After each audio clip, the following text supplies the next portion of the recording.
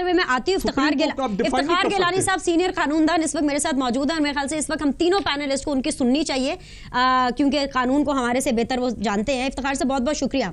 Sir, एक सवाल बिल्कुल सीधा आपके सामने, करंट सिचुएशन में जेआईटी की रिपोर्ट को मद्देनजर रखते हुए जो रिपोर्ट हमारे सामने है, जेआईटी ने प्राइम मिनिस्टर उनकी फैमिली को झूठा करार दिया है, उनको करप्ट करार दिया है।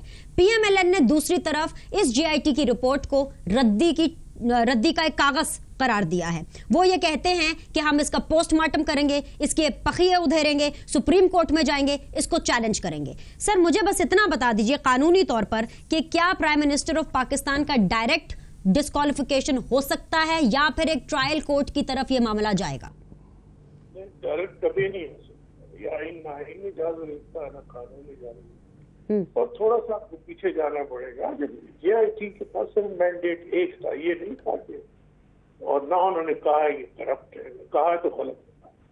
उनके पास ये मैंडेट ही नहीं था, उनके पास सिर्फ एक मैंडेट, सिर्फ एक कि आप ये पता करें कि इनकी जायदाद और उसमें जो आमदन है उसमें कोई फर्क है। और उन्होंने कह दिया फर्क है, बस, period. They had no authority to say कि करप्ट है। अगर कहा भी ये बिल्कुल गलत किया है और इस सुप्रीम कोर्ट को जानते हैं बिल्कुल इग्नोर करेंगे इस बात को। अब आ गई बात यहाँ, अब इसके बाद अब आईन से को बना तो कोई भी नहीं है। आर्टिकल 10A कहता है कि फेयर ट्रायल होगा, प्रॉपर ट्रायल होगा। ये आप ये समझे क्रिमिनल केस में चालान पेश कर दिया जाता है, पुलिस इन्वेस्टिगेशन करती है, फिर चालान पेश कर दिया जाता है। चालान के बाद अब चार्ज फेल होता है,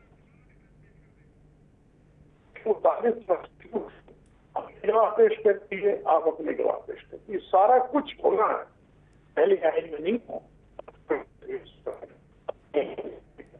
तो ये बिल्कुल ख्याल है किसी का कि ये बस आप सुप्रीम कोर्ट कहते कि जाओ जी तुम कन्विक्ट हो ना। सुप्रीम कोर्ट ऐसा खुदाना खान सुप्रीम कोर्ट नहीं है, ये आईन के लिए ठीक है और constitution of Pakistan is very clear on. ठीक है, बहुत बहुत शुक्रिया इफ्तिखार गिलानी साहब। बड़ी आपने हमारी जो है मुश्किल आसान कर दी, एटलीस्ट मेरे इस पैनल की मुश्किल आसान कर दी, क्योंकि हम लोग तो आपस में बहस कर करके। Have you heard? नहीं, आपने सही से सुना। उन्होंने ये कहा कि बाकायदा तौर पर एक मौका मिलेगा। इफ्तिखार गिलानी साहब सीनियर कानूनदान ये कह रहे हैं कि अगर जेआईटी ने ये लिखा है, अव्वल तो उन्होंने उनको करप्ट नहीं कहा, उन्होंने कहा कि जो आमदनी है वो उसके साथ मैच नहीं करी जो उनके खराजात हैं, लेकिन अगर उन्होंने करप्शन का लिखा है या अगर उन्होंने इस तरह की चीज लिखी है तो उन्होंने गलत लिखी है। आपने